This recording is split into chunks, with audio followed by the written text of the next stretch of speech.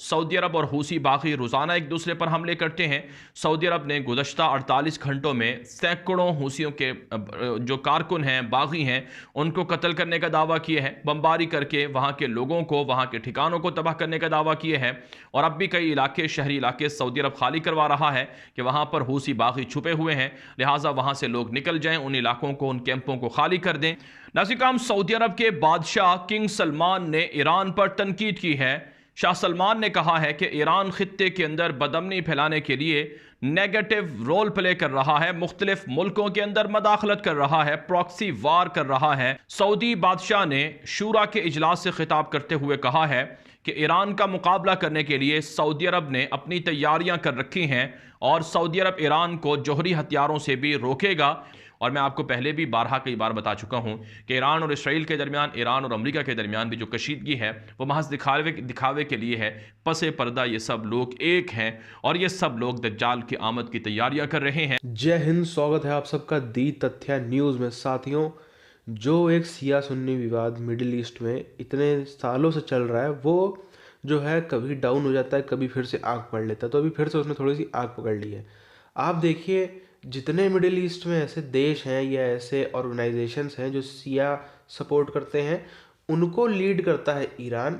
जो जो सुन्नी वाले हैं उनको लीड करता है सऊदी, क्योंकि ये दो ही हैं जिनके पास थोड़ी क्षमता है लड़ने की। बाकियों के पास में अकेले लड़ने की क्षमता नहीं, तो वो सब इन्हीं के पीछे खड़े हुए में नज़र आते हैं।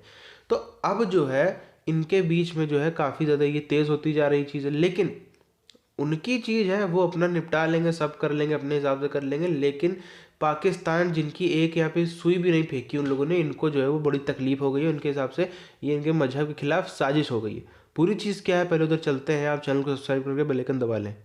तो बहरहाल अफ्रीका में एक और खबर आपके सामने रखते हैं। ये खबर है बशार उल असद जैसे दरिंदे के साथ है जो अरब ममालिक हैं उनके ताल्लुकात के हवाले से। आप जानते हैं शाम के अंदर बशार दरिंदे ने 10-11 सालों से लाखों मुसलमानों को शहीद किया है।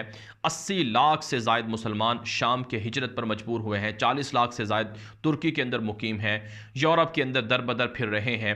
और इसी तरह से नाज़िर कम आज भी शाम के अंदर मुसलमानों पर, सुन्नी मुसलमानों पर जुल्म होता है। वहाँ के उनके वसाइल लूट लिए गए हैं, उनकी प्रॉपर्टीज़, उनकी जदादें, सब कुछ लूट लिया गया है। लिहाजा ईरान को अपने मनफी रवैये तर्क करना होंगे। खित्ते को मुस्तहकम और पुरअमन बनाने के लिए ईरान को अपने नज़रियात से और अपने जो खौफनाक अज़ाइम हैं उनसे बाज रहना होगा। और आलमी बरादरी पर जोर डालता है सऊदी अरब कि ईरान को एटमी हथियार बनाने से रोका जाए, क्योंकि इससे खित्ता मुस्तहकम हो जाएगा। ईरानी मिसाइलों से पहले ही खित्ता बदअमनी से दो चार है। साथ साथ सऊदी बादशाह ने ईरान को यमन से निकल जाने का भी कहा है और कहा है कि दीगर ममालिक से भी ईरान को बाहर निकालने के लिए आलमी बरादरी को अपना रोल प्ले करना चाहिए। सऊदी अरब के बादशाह शाह सलमान के इस बयान पर ईरानी मीडिया पर भी तनकीद नशर हुई है। ईरानी हुकाम ने कहा है कि सऊदी अरब हमारे खिलाफ मुतनाज़ नजर नहीं आते शलवार कमीज पहने में, बल्कि हमेशा जीन्स पहने हुए नजर आते थे। साथियों, ये लोग की आईक्यू लेवल देखो। आप बोलने से पहले एक बार सोचते भी नहीं है। इस बंदे ने भी बात कही कि ये जो अमेरिका है, जो इज़राइल है, जो ईरान है, ये सब लोग जो है खाली दिखाने के लिए ऊपर ऊपर से दुश्मन है, अंदर से ये सब मिले हुए हैं और सब जो है ये दज्जाल का इंतज़ार कर रहे हैं, दज्जाल साहब का इंतज़ार कर रहे हैं। क्या मतलब, क्या सोच विचार के ये लोग ऐसी। पहली बात तो देखें, जो दज्जाल का कॉन्सेप्ट है यही एक जूइश कॉन्सेप्ट है, जैसा हम लोग ने पिछले वीडियोस में बात करी है। ये यहूदियों के मसीहा है जिनका यहूदी इंतज़ार कर रहे हैं। तो भाई क्रिश्चियन इसमें क्यों यकीन करेगा? जो सिया मुसलमान है वो इसमें क्यों यकीन करेगा? और अगर यकीन करता तो फिर वो सिया मुसलमान क्यों होता? तो फिर वो यहूदी ही ना बन जाता? फिर वो क्रिश्चियन क्यों रहता? वो यहूदी ना बन जाता? इतनी सीधी सी बात इन लोग को समझ में नहीं आती है। एक चीज़ आप देखिए, ये खुद जब हमला करेंगे, ये जब खुद कुछ भी करेंगे सामने वाले पर, तब उसको कह देंगे ये ईसाई है, ये यहूदी है, ये हिंदू है, ये सिख है।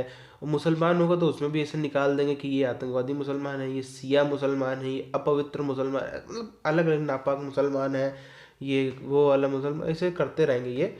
और जब इनके ऊपर होगा, ठीक है ना, जब इनके ऊपर होगा, इनके भी एक पर्टिकुलर एक सेक्ट के ऊपर होगा, तो ये लोग चीख चीख के कहेंगे देखो जी मुसलमानों के खिलाफ साजिश हो गई। भैया, ये जो कौन सा था, ये जो सिया संगठन है ये और ईरान है, जो ये सब कोई गैर इस्लामी तो नहीं है।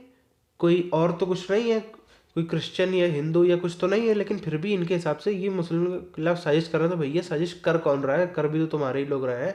और इसमें आप इस चीज़ को देखिए, अगर हम इंडिया की बात करें तो जो ये एक प्रॉपर ये तबका है जिसको अशराफ कहा जाता है, तो अशराफ का मतलब सीधे से आपको सिंपल वर्ड में समझाएं तो Urdu speaking upper caste Muslims, ठीक है। इनकी अगर आप देखिए, ये हमेशा इनका भी प्रोपेगेंडा ऐसे ही होते हैं। जैसे आपने डिबेट्स में देखा होगा, कई जगहों पे ये चीज़ सुनी होगी, ये लोग चीख चीख के चिल्लाते हैं। इनके लोग मीडिया में आएंगे, इनके मीडिया वाले जो इनके सपोर्ट कर रहे हैं वो सब एक चीज़ चिल्ला के कहते हैं कि पिछले 20-30 सालों में हिंदुस्तान में मुसलमानों की हालत जो है वो दलितों से बुरी हो गई। ये सच्चर कमेटी की रिपोर्ट कहती है, ये लोग वर्ड यूज़ करते हैं, सच्चर कमेटी का रेफरेंस देते हैं। आप जाइए इंटरनेट पे देखिए, सच्चर कमेटी की जो रिपोर्ट है, चैप्टर उसका 10 है, उसमें साफ तौर पर कहा गया है कि उसमें क्या कहा गया है कि जो शेड्यूल कास्ट हैं उनसे कंपेयर किया गया है जो एकदम ही लो क्लास के मुसलमान हैं। मतलब जैसे जो जो जैसे कुरैशी हो गए, जैसे अंसारी हो गए, जो कबाड़ी का काम करते हैं, जो बुनकर का काम करते हैं, जो कसाई का काम करते हैं, इनका कंपैरिजन हुआ है, ठीक है। वो पूरे मुसलमानों का नहीं हुआ, क्योंकि पूरे मुसलमान अभी भी काफ़ी उसमें साफ उसी की रिपोर्ट कहती है कि हाँ काफ़ी मजबूत है, लेकिन नहीं, ये इनको क्योंकि प्रोपेगेंडा फैलाना है, क्योंकि इनको अपनी वो चीज़ करनी है, इसलिए हमेशा ये ऐसी बातें करते हुए नजर आते हैं। खुद आप देखो, ये कुछ भी करेंगे, जब जब इनकी सत्ता हिलती है, ये एक पशमंदा लीडर नहीं के ये बयान है। पशमंदा लीडर आप समझ सकते हैं ना, जो ये पूरा बैकवर्ड मुस्लिम्स का भी एक मूवमेंट है, हालांकि वो बहुत ही ज़्यादा दबा हुआ है, बहुत ही नीचे है, लेकिन कभी कभी उनकी आवाज़ें आपको सुनने को मिल जाएंगी, क्योंकि इन्होंने जो अशराफ तबका, इन्हें पूरी तरीके से उन पर कब्जा कर रखा है, उनके दिमागों पे वही कि ये देखो ये तो सब इस्लाम के खिलाफ में साजिश हो रही है, ये कर करके कब्जा कर रखा है। लेकिन कुछ लोग हैं उनमें जो निकल के आते हैं, ये चीज़ बोलते हैं कि भाई जब जब इन लोग की जो अशराफ हैं, जब जब इनकी प्रॉपर्टियाँ सिकुड़ने लगती हैं, जब जब इनकी सत्ता पे जो इनकी पावर है, जो इनका रसूख है, उस पर दिक्कत आने लगती है, तब तब ये जो है यही खेल चालू कर देते हैं कि देखो मुसलमान खिलाफ साजिश, मुसलमान खिलाफ साजिश, इस्लाम खिलाफ साजिश, यही चीज़ जो है ये चलती रहेगी इनकी। तो अब इस चीज़ को आप समझ सकते हैं, जो सऊदी की चीज़ है, जो ईरान की चीज़ है, उनका अपना विवाद है, जो भी वो करें, जैसे भी करें, उनसे इनसे क्या मतलब? इनसे 1000 किलोमीटर दूर वो हो रहा है सब कुछ, इनसे क्या मतलब? लेकिन नहीं, अपने वहाँ पे जाके जो है वो तशरीफ़ टिकानी ही है, बीच में घुसेड़नी है। इस वीडियो को यहीं पर ख़त्म करते हैं, मिलते हैं आपसे आने वाली वीडियोस में, तब तक के लिए जय हिंद।